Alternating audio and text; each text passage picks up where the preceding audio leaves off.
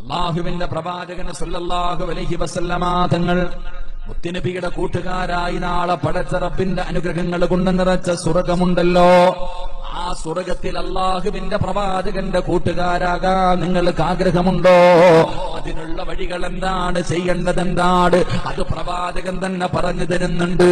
എന്റെ പ്രിയമുള്ളവരെ, മഹാനായ നബി മുഹമ്മദ് മുസ്തഫ സല്ലല്ലാഹു അലൈഹി വസല്ലമ തങ്ങള് ഒരിക്കൽ റബീഅത്ത് ഇബ്നു കഅബുൽ അസ്ലമി റളിയല്ലാഹു തആല അൻഹു ആ സ്വഹാബിയോട് ഒരിക്കൽ അല്ലാഹുവിന്റെ പ്രവാചകൻ എവിടെന്ന് ചോദിച്ചു, നിനക്ക് എന്താണ് വേണ്ടത്, എന്ത് വേണമെങ്കിലും നീ ചോദിച്ചോ, ഇന്നത്തെ ദിവസം എന്ത് ചോദിച്ചാലും നിനക്ക് ഞാൻ തരാമെന്ന് പ്രവാചകൻ എവിടെന്ന് പറയുമ്പോ ആ സ്വഹാബി അല്ലാഹുവിന്റെ പ്രവാചകനോട് മുത്തുനബിയോട് അവിടെന്ന് ചോദിച്ചതെന്തെന്നറിയുമോ? അസ്അലുക മുറാഫഖതക ഫിൽ ജന്ന. അല്ലാഹുവിന്റെ പ്രവാചകനോട് അതാ സ്വഹാബി കഅബുൽ അസ്ലമി റളിയല്ലാഹു തആല അൻഹു അവിടെന്ന് അല്ലാഹുവിന്റെ പ്രവാചകനോട് പറയുന്നു, യാ റസൂലല്ലാഹ്, അല്ലാഹുവിന്റെ നബിയേ, എനിക്ക് സ്വർഗത്തിലും അങ്ങയുടെ കൂടെ നടക്കണം നബിയേ, എനിക്ക് അങ്ങയുടെ കൂടെ സ്വർഗത്തിലേക്ക് കടന്നു വരണം, അങ്ങയുടെ കൂട്ടുകാരനാകണം. അല്ലാഹുവിന്റെ പ്രവാചകനോട് ആ സ്വഹാബി പറയുമ്പോ അല്ലാഹുവിന്റെ റസൂൽ ചോദിക്കുകയാ, അവ ഗൈറ ദാലിക, വേറെ എന്തെങ്കിലും വേണമെങ്കിൽ ചോദിക്കൂ. ഈ ദുനിയാവിൽ നിനക്ക് എന്തെങ്കിലും വേണോ? നിനക്ക് പണം വേണോ? നിനക്ക് ഈ ദുനിയാവിലെ എന്തെങ്കിലും വേണമെങ്കിൽ ചോദിക്കൂ, തരാമെന്ന് പറഞ്ഞ അല്ലാഹുവിന്റെ പ്രവാചകൻ ആ സ്വഹാബിയോട് പറയുമ്പോ ആ സ്വഹാബി പറഞ്ഞു, എനിക്ക് ദുനിയാവിലെ ഒന്നും വേണ്ട, എനിക്ക് ദുനിയാവിലെ ഒന്നും വേണ്ട, എനിക്ക് സ്വർഗമാണ് വേണ്ടത്. ആ സ്വർഗത്തിൽ അങ്ങയുടെ കൂട്ടുകാരനാകാനുള്ള ഭാഗ്യമാണ് വേണ്ടത്. അല്ലാഹുവിന്റെ പ്രവാചകൻ സല്ലല്ലാഹു അലൈഹി വസല്ലമ തങ്ങളോട് ആ സ്വഹാബി എവിടെന്ന് പറയുമ്പോ പ്രവാചകൻ പറഞ്ഞു കൊടുത്ത ഒന്നാമത്തെ വഴി എന്തെന്നറിയുമോ? അല്ലാഹുവിന്റെ പ്രവാചകന്റെ കൂട്ടുകാരായി നാളെ പടച്ച റബ്ബിന്റെ അനുഗ്രഹങ്ങൾ കൊണ്ട് നിറച്ച സ്വർഗമുണ്ടല്ലോ, പാലരുവികളും തേനരുവികളും എടുക്കുന്ന പടച്ച റബ്ബിന്റെ സ്വർഗത്തിന്റെ നടുവിലൂടെ മുത്തുനബിയുടെ കയ്യിൽ പിടിച്ചുകൊണ്ട് നടക്കാൻ ആഗ്രഹമുണ്ടോ? അല്ലാഹുവിന്റെ പ്രവാചകൻ അവിടുന്ന് ഒന്നാമതായി പറഞ്ഞു കൊടുക്കുകയാണ്. ഒന്നാമതായിട്ട് അല്ലാഹുവിന്റെ പ്രവാചകൻ അവിടുന്ന് പറഞ്ഞു കൊടുക്കുകയാ, ഫഅനി അലാ നഫ്സിക ബികസ്റത്തി സുജൂദ്. അല്ലാഹുവിന്റെ പ്രവാചകന്റെ കൂടെ സ്വർഗത്തിൽ ഒരുമിച്ച് കൂടാൻ പ്രവാചകൻ പറഞ്ഞു തരുന്ന ഒന്നാമത്തെ വഴി എന്തെന്നറിയുമോ? അല്ലാഹുവിന്റെ റസൂൽ പറഞ്ഞു, സഹാബാ, നിങ്ങൾ സുജൂദുകൾ അധികരിപ്പിക്കണേ സഹാബാ. നാളെ പ്രവാചകന്റെ കൂടെ സ്വർഗത്തിൽ കൂട്ടുകാരനാകാൻ നിനക്ക് കൊതിയുണ്ടെങ്കിലോ പ്രവാചകൻ അവിടെന്ന് ഒന്നാമതായി പറഞ്ഞു കൊടുത്ത കാര്യം എന്തെന്നറിയുമോ? അവിടെന്ന് സുജൂദ് അധികരിപ്പിക്കാരാ. എന്റെ പ്രിയമുള്ളവരെ, 5 നേരത്തെ നമസ്കാരമുണ്ടല്ലോ, അല്ലാഹുവിന്റെ പള്ളിയുടെ മിനാരത്തിൽ നിന്ന് ഹയ്യ അലൽ സ്വലാഹ്, ഹയ്യ അലൽ ഫലാഹ്. അല്ലാഹുവിന്റെ പള്ളിയുടെ മിനാരത്തിൽ നിന്ന് ഓരോ ദിവസം 5 നേരം ബാങ്ക് വിളിക്കുന്ന ശബ്ദം കേൾക്കുന്നവരാ. എന്റെ പ്രിയമുള്ളവരെ, ആ വിളിക്ക് നിങ്ങൾ ഉത്തരം നൽകിയ നിങ്ങൾ നമസ്കരിക്കുന്നവരാണെങ്കിൽ എന്റെ കൂടെ സ്വർഗത്തിൽ നിങ്ങൾക്ക് ഒരുമിക്കാൻ കഴിയുമെന്ന് നബി മുഹമ്മദ് മുസ്തഫ സല്ലല്ലാഹു അലൈഹി വസല്ലമ തങ്ങൾ പറയുമ്പോൾ എന്റെ പ്രിയമുള്ളവരെ, നമസ്കാരമുണ്ടല്ലോ, അത് മുത്തുനബിയുടെ കയ്യിലേക്ക് അല്ലാഹു നേരിട്ട് കൊടുത്ത ഒരു സമ്മാനമാണ്. നിസ്കാരം അല്ലാഹു നേരിട്ട് കൊടുത്ത സമ്മാനമാ. പടച്ച റബ്ബ് തന്റെ മുന്നിലേക്ക് വിളിച്ചിട്ട് ഇസ്രാഇന്റെയും മിഅ്റാജിന്റെയും രാത്രിയുണ്ടല്ലോ, അല്ലാഹുവിന്റെ പ്രവാചകനെ നേരിട്ട് വിളിച്ചു അല്ലാഹുവിന്റെ മുന്നിൽ കൊണ്ടുപോയിട്ട് അല്ലാഹു സമ്മാനമായിട്ട് കൊടുത്ത ഒന്നാണ് 5 വഖത്ത് നമസ്കാരം. ആ നമസ്കാരത്തിന്റെ മഹത്വം നമുക്കറിയണമെങ്കിൽ മഹാനായ നബി മുഹമ്മദ് മുസ്തഫ സ്വല്ലല്ലാഹു അലൈഹി വസല്ലമ തങ്ങള് സക്കറാത്തിന്റെ അവസ്ഥയിൽ മരണത്തോട് മല്ലടിച്ചുകൊണ്ട് അവസാനം റൂഹ് പിടിച്ച അവസാന സമയമുണ്ടല്ലോ, ആ സമയത്തും അല്ലാഹുവിന്റെ പ്രവാചകൻ ഉണർത്തിയതെന്ത്? നമസ്കാരത്തെ കുറിച്ചാണ്. നിങ്ങളുടെ നിസ്കാരം ഉപേക്ഷിക്കരുത്, നിങ്ങളുടെ നിസ്കാരം ഉപേക്ഷിക്കരുത്. ആ മരണത്തിന്റെ സമയത്ത് പോലും അല്ലാഹുവിന്റെ പ്രവാചകർ നമസ്കാരത്തെ കുറിച്ചാണ് ഓർമ്മപ്പെടുത്തിയതെങ്കിലോ എന്റെ പ്രിയമുള്ളവരെ, ആ നമസ്കാരത്തിന്റെ മഹത്വം മനസ്സിലാക്കാൻ അത് മതി. പക്ഷേ എന്ന് നമ്മളിൽ പലരുമുണ്ടല്ലോ, പടച്ചവനെ നമ്മളാ നമസ്കാരത്തിന്റെ വിഷയത്തിൽ പലരും അലംഭാവം കാണിക്കുമ്പോ മഹാനായ സയ്യിദുനാ ഉമർ ഇബ്നുൽ ഖത്താബ് റളിയല്ലാഹു തആല അൻഹു ഉമർ തങ്ങൾ പറഞ്ഞതെന്തെന്നറിയുമോ? ഏതെങ്കിലും ഒരു മനുഷ്യന് കാരണമില്ലാതെ ഒരു വഖത്ത് നമസ്കാരം കളയാക്കിയാൽ അവന് കാഫിറാണെന്ന് മഹാനായ സയ്യിദുനാ ഉമർ ഇബ്നുൽ ഖത്താബ് റളിയല്ലാഹു തആല അൻഹു പറയുകയാണ്, ഒരു വഖത്ത് നമസ്കാരം ഏതെങ്കിലും ഒരു മനുഷ്യനെ കളയാക്കിയാൽ, കാരണമില്ലാതെ കളയാക്കിയാൽ അവന് കാഫിറാകുമെന്ന് ഉമർ തങ്ങൾ അവിടെന്ന് പറയുമ്പോ എന്റെ പ്രിയമുള്ളവരെ, അത് പറയുന്നതാരാ? ഉമർ തങ്ങളാ. എന്റെ പ്രിയമുള്ളവരെ, ആ ഉമർ ഇബ്നുൽ ഖത്താബ് റളിയല്ലാഹു തആല അൻഹുവിന്റെ ചരിത്രം എടുത്തു നോക്കൂ. അതാ തന്റെ ജീവിതത്തിലെ അവസാനത്തെ ഹജ്ജുണ്ടല്ലോ, ആ ഹജ്ജിന്റെ സമയത്ത് കഅബാലയത്തിന്റെ മുറ്റത്ത് നിന്നുകൊണ്ട് മഹാനായ സയ്യിദുനാ ഉമർ ഇബ്നുൽ ഖത്താബ് റളിയല്ലാഹു തആല അൻഹു അവിടെ നിന്നുകൊണ്ട് ദുആ ചെയ്യുകയാണ്. അല്ലാഹുമ്മ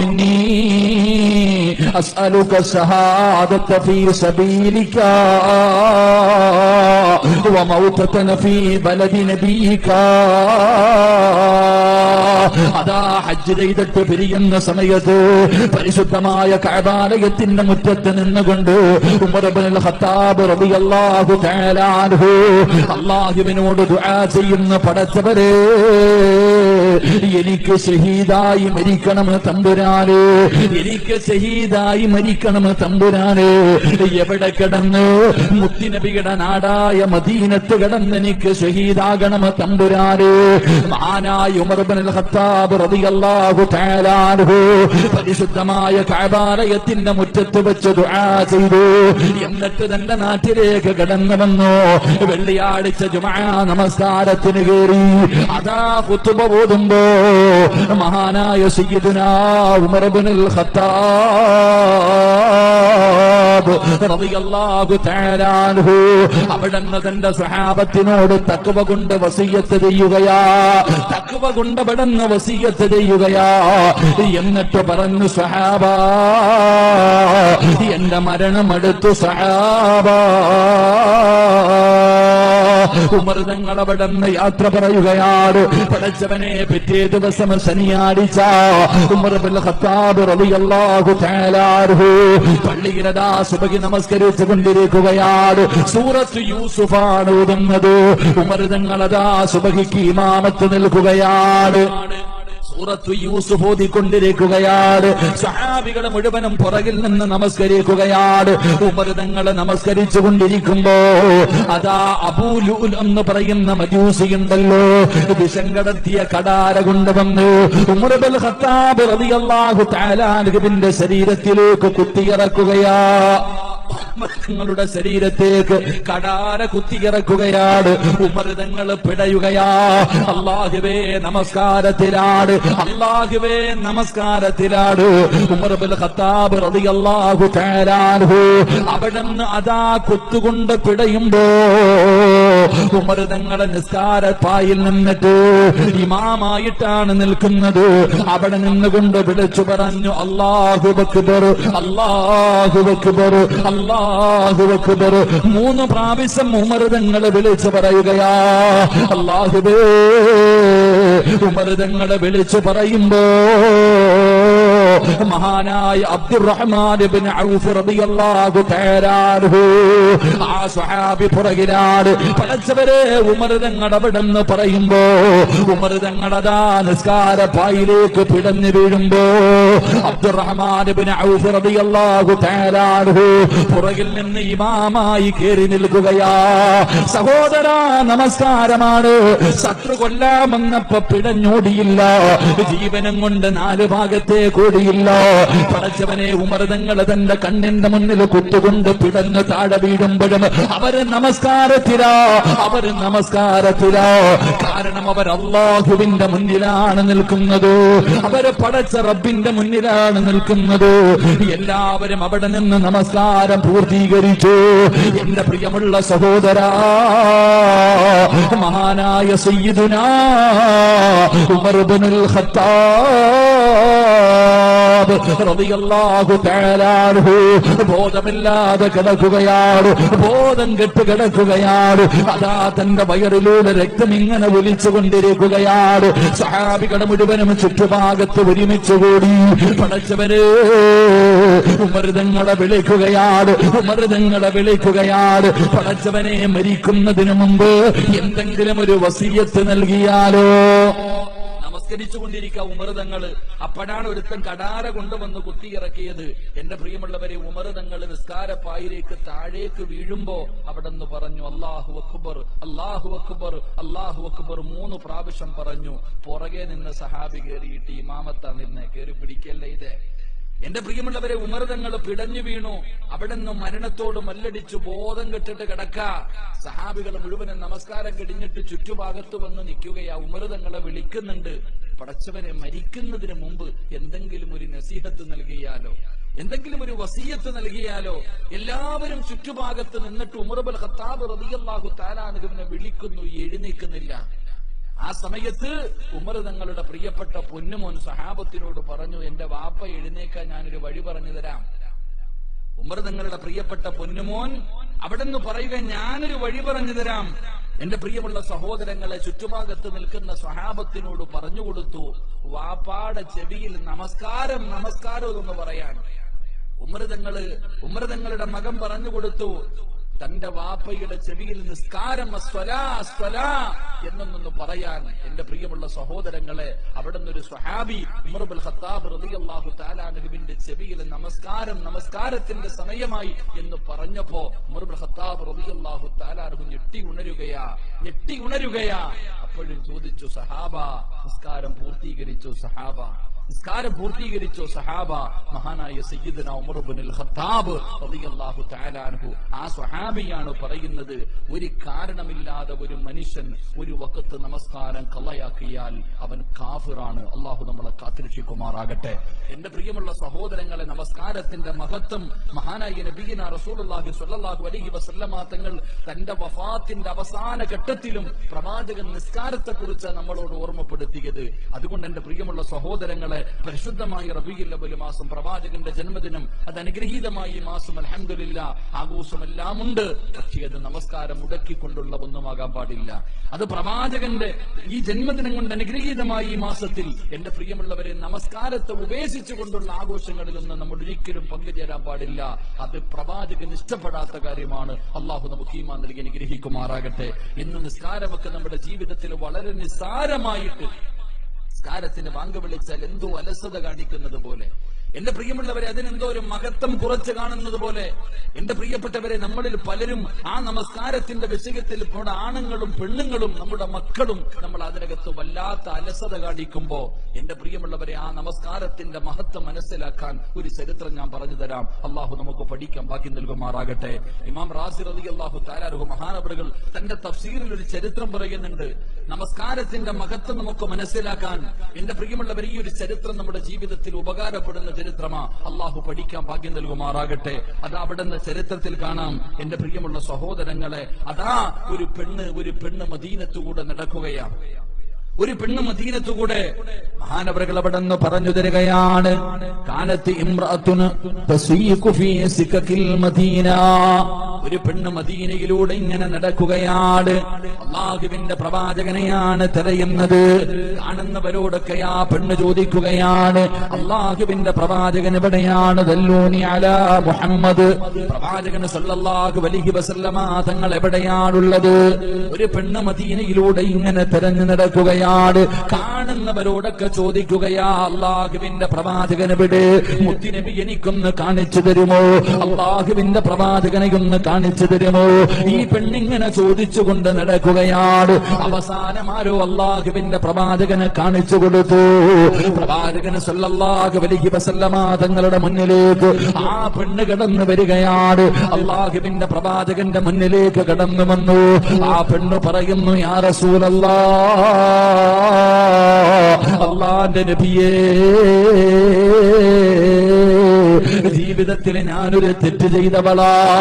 അല്ലാഹു എനിക്ക് പുറത്തു തരുമോ നബിയേ? അല്ലാഹു എനിക്ക് പുറത്തു തരുമോ നബിയേ? ജീവിതത്തിൽ ഞാനൊരു വലിയ പാപം ചെയ്തവളാണ്. അല്ലാഹുവിന്റെ പ്രവാചകൻ സല്ലല്ലാഹു അലൈഹി വസല്ലമ തങ്ങളുടെ മുന്നിലേക്ക് ആ പെണ്ണ് വന്ന് കരഞ്ഞുകൊണ്ട് പറയുമ്പോ അല്ലാഹുവിന്റെ പ്രവാചകൻ ചോദിച്ചു, നീ നിന്റെ ജീവിതത്തിൽ ചെയ്ത പാപമെന്താ? എന്റെ പ്രിയപ്പെട്ട പെങ്ങള്, ഇത് നല്ലതുപോലെ കേട്ടോ പൊന്നുമോളെ. അല്ലാഹുവിന്റെ പ്രവാചകൻ സല്ലല്ലാഹു അലൈഹി വസല്ലമ തങ്ങൾ ആ പെണ്ണിനോട് ചോദിച്ചു, നീ എന്ത് പാപമാണ് ചെയ്തത്? ആ സമയത്ത് ആ പെണ്ണ് പറയുകയാണ്, അല്ലാഹുവിന്റെ റസൂലിനോട് പറയുന്നു, ഇന്നി സനൈതു യാ റസൂലല്ലാഹ്, അല്ലാഹുവിന്റെ നബിയേ, എന്റെ പ്രിയപ്പെട്ട ഭർത്താവുണ്ടല്ലോ, എന്റെ പ്രിയപ്പെട്ട ഭർത്താവുണ്ടല്ലോ, ആ മനുഷ്യനതാ കച്ചവടത്തിന് വേണ്ടി പോവുകയാണ്. ഒരുപാട് കൊല്ലം കഴിഞ്ഞാണ് വന്നത്, ഒരുപാട് വർഷങ്ങൾ കഴിഞ്ഞാണ് എന്റെ ഭർത്താവ് വന്നത്. എന്റെ ഭർത്താവ് ജോലിക്ക് പോയപ്പോ ഞാൻ വ്യഭിചരിച്ചു നബിയേ. ഒരു മനുഷ്യനുമായി ഞാൻ വ്യഭിചാരത്തിൽ ഏർപ്പെട്ടു. ആ പെണ്ണ് പറയുകയാണ്, അങ്ങനെ ഞാൻ ഗർഭിണിയായി, വ്യഭിചാരത്തിലൂടെ ഞാൻ ഗർഭിണിയായി. ആ പെണ്ണ് അല്ലാഹുവിന്റെ പ്രവാചകനോട് പറയുകയാണ്, ഞാൻ ഗർഭിണിയായി, ആരും അറിയാതെ ഞാൻ എന്റെ കുഞ്ഞിനെ വളർത്തുകയാണ്. ഗർഭിണിയായത് ആരോടും പറഞ്ഞില്ല. ആ പെണ്ണ് ആരെയും അറിയിക്കാതെ അവിടുന്ന് അതാ 9.5 മാസം കഴിഞ്ഞ് അവിടുന്ന് പ്രസവിക്കുകയാ. അതാ ഒരു കുഞ്ഞിന് ജന്മം കൊടുത്തു. അല്ലാഹുവേ, ആ പെണ്ണ് പറയുന്നു, യാ റസൂലല്ലാഹ്, അതാ പ്രസവിച്ചു കഴിഞ്ഞപ്പോ അതാ വ്യഭിചാരത്തിലൂടെ ഉണ്ടായ തന്റെ കുഞ്ഞുണ്ടല്ലോ, 9.5 മാസക്കാലം ഗർഭം ചുമന്ന് മരണവേദനയുടെ വേദനയെന്നത് പ്രസവിച്ച തന്റെ പൊന്നാര കുഞ്ഞുണ്ടല്ലോ, ആ കുഞ്ഞിനെ ആ പെണ്ണു കൊന്നുകളയുകയാണ്. അതാ പ്രസവിച്ച ഉടനെ ആരും അറിയാതെ കുഞ്ഞിനെ കൊന്നു. എന്നിട്ട് എന്തേ ചെയ്തതെന്നറിയോ? ആ പെണ്ണിന്റെ ജോലി എന്തായിരുന്നെന്നറിയുമോ? പടച്ചവനെ, സുറുക്ക കച്ചവടം നടത്തുന്നവളാ. അതാ വീഞ്ഞുപോലെ പടച്ചവനെ, അതാ സുറുക്കയുടെ കച്ചവടം നടത്തുന്ന പെണ്ണാട്. അതാ വ്യഭിചാരത്തിലൂടെ ഉണ്ടായ കുഞ്ഞിനെ പ്രസവിച്ചു. പ്രസവം കഴിഞ്ഞപ്പോൾ ആ കുഞ്ഞിനെ കൊല്ലുകയാണ്. കൊന്നു കഴിഞ്ഞിട്ട്, യാ റസൂലല്ലാഹ്,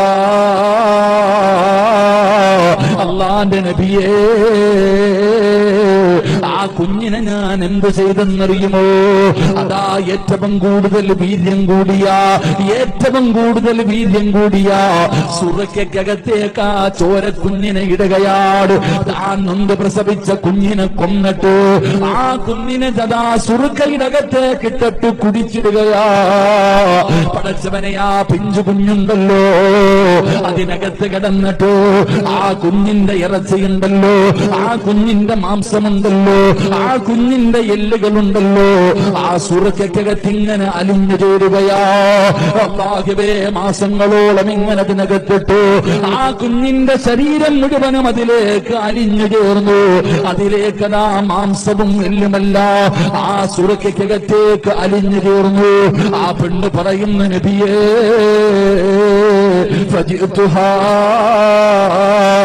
എന്റെ കുഞ്ഞിന്റെ ശരീരം മുഴുവനും സുറുക്കകത്ത് അലിഞ്ഞു ചേർന്ന് കഴിഞ്ഞപ്പോ അത് ഞാൻ ജനങ്ങൾക്ക് വിറ്റു നബിയേ. എന്റെ കുഞ്ഞിന്റെ ശരീരം അലിഞ്ഞു ചേർന്ന സുറുക്കയുണ്ടല്ലോ, അത് നാട്ടുകാർക്ക് ഞാൻ കച്ചവടം നടത്തി നബിയോ, അള്ളാഹു എനിക്ക് പുറത്തു തരുമോ? പ്രവാചകന്റെ മുന്നിൽ ആ പ്രിയപ്പെട്ട പെണ്ണ് കരഞ്ഞുകൊണ്ട് പറയുമ്പോ അള്ളാഹുവിന്റെ പ്രവാചകന്റെ കണ്ണ് നിറയുകയാണ്. പടച്ചവനെ, എത്ര പാപമാണ്, വ്യഭിചരിച്ചിട്ടുണ്ട്, അതാ കൊന്നിട്ടുണ്ട്, അള്ളാഹുവേ അതാ അതാ കച്ചവടം നടത്തിയിട്ടുണ്ട്. ഈ 3 പാപമാണ് ആ പെണ്ണ് ചെയ്തത്. വിവാഹം കഴിഞ്ഞ പെണ്ണ് വ്യഭിചരിച്ചാൽ എറിഞ്ഞു കൊല്ലണമെന്നാണ്. ഒരു മുസ്ലിമിനെ കൊന്നാൽ പടച്ചവനെ തിരിച്ചവരെയും കൊല്ലണമെന്നാണ് അള്ളാഹുവിന്റെ പ്രവാചകന്റെ മുന്നിൽ കരഞ്ഞുകൊണ്ട് പറയുമ്പോ അള്ളാന്റെ റസൂല് ചോദിച്ചതെന്തെന്നറിയോ? ആ പെണ്ണിനോട് ചോദിച്ച ചോദ്യം എന്തെന്നറിയോ? എന്റെ പ്രിയമുള്ളവരെ, ഫഇന്നി അറാ അന്നക തറക്തി സ്വലാത്തൽ അസ്രി. അള്ളാഹുവിന്റെ പ്രവാചകനാ പെണ്ണിനോട് ചോദിക്കുകയാ, നീ അസർ നമസ്കാരം ഉപേക്ഷിക്കുന്നവളല്ലേ? നീ അസർ നമസ്കാരം ഉപേക്ഷിക്കുന്ന പെണ്ണല്ലോ. അസർ നമസ്കാരം ഉപേക്ഷിച്ചത് കൊണ്ടാണ് നിന്റെ ഹൃദയം ഇത്ര കഠിനമായി പോയതെന്ന് നബി മുഹമ്മദ് മുസ്തഫ സല്ലല്ലാഹു അലൈഹി വസല്ലമ തങ്ങൾ പറയുമ്പോൾ, പടച്ചവനെ, ഒരേ ഒരു വഖത്ത് നമസ്കാരം മുടക്കിയപ്പോ ഈ അവസ്ഥയാണെങ്കിൽ എന്റെ പ്രിയമുള്ളവരെ, 5 നേരത്തെ നമസ്കാരം ഉപേക്ഷിച്ച് കഴിയുന്ന ഒരു മനുഷ്യന്റെ അവസ്ഥ ചിന്തിച്ചു നോക്കൂ. അതുകൊണ്ട് എന്റെ പ്രിയമുള്ള സഹോദരാ, അല്ലാഹുവിന്റെ പ്രവാചകൻ സല്ലല്ലാഹു അലൈഹി വസല്ലമ തങ്ങള് അതാ നടക്കാൻ കഴിയാഞ്ഞിട്ട് പോലും സ്വഹാബികളുടെ ചുമലിൽ കൈവച്ചിട്ട് അല്ലാഹുവിന്റെ പ്രവാചകനെ പള്ളിയിൽ പോയി നമസ്കരിച്ച ചരിത്രങ്ങൾ നമുക്കറിയാം. അതുകൊണ്ട് അല്ലാഹുവിന്റെ പ്രവാചകൻ എവിടെന്ന് പറയുകയാ, ആ സ്വഹാബിക്ക് കൊടുത്ത 1ാമത്തെ ഉപദേശം എന്തെന്നറിയോ? നാളെ സ്വർഗത്തിൽ എന്റെ കൂട്ടുകാരനാകണോ, എന്റെ കയ്യിൽ പിടിച്ച് സ്വർഗത്തിലേക്ക് കടന്നു വരണോ? പ്രവാചകൻ അവിടെന്ന് പറയുകയാ, സുജൂദുകൾ അധികരിപ്പിക്കണേ, സുജൂദുകൾ അധികരിപ്പിക്കണേ. നീ അതാ സുജൂദുകൾ അധികരിപ്പിച്ച സ്വർഗത്തിൽ നാളെ എന്റെ കൂടെ നിനക്കൊരുമിക്കാൻ കഴിയുമെന്ന് അഷ്റഫുൽ ഖൽഖ് നബി മുഹമ്മദ് മുസ്തഫ